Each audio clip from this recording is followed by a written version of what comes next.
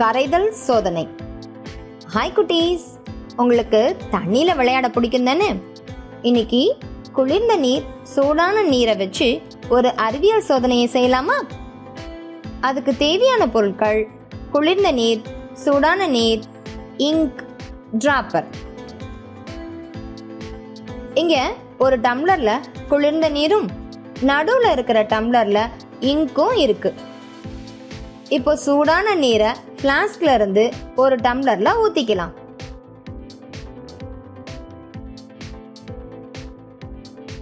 சோதனையை ஆரம்பிக்கலாமா? டிராப்பர்ல கொஞ்சம் இங்க் எடுத்து குளிர்ந்த நீர் இருக்கிற டம்ளர்ல மெதுவா துளி துளியா விட்டு பாருங்க. அந்த இங்க் மெதுவா கரையுது.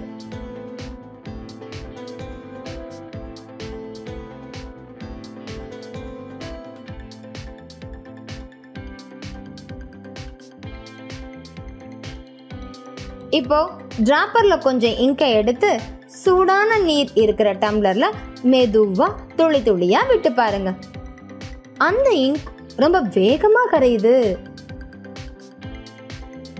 இப்போ குளிர்ந்த நீர், சூடான நீர் இருக்கிற 2 டம்ளர்கள்லையும் ஒரே நேரத்துல இங்க விட்டோம்னா சூடான நீர்ல விடும் இங்க் வேகமா கரையிறத நாம தெளிவா பார்க்கலாம்.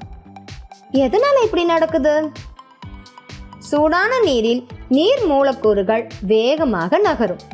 அதனால சூடான நீர்ல விடும் இங்க் வேகமா கரையுது. என்ன குட்டீஸ், நீங்களும் இந்த எளிய அறிவியல் சோதனை செய்ய ரெடி ஆயிட்டீங்க தானே? கரைதிறன். பெரும்பாலான திட அல்லது திரவ பொருட்களின் கரைதிறன் வெப்பநிலை அதிகரிக்கும் போது அதிகரிக்கிறது.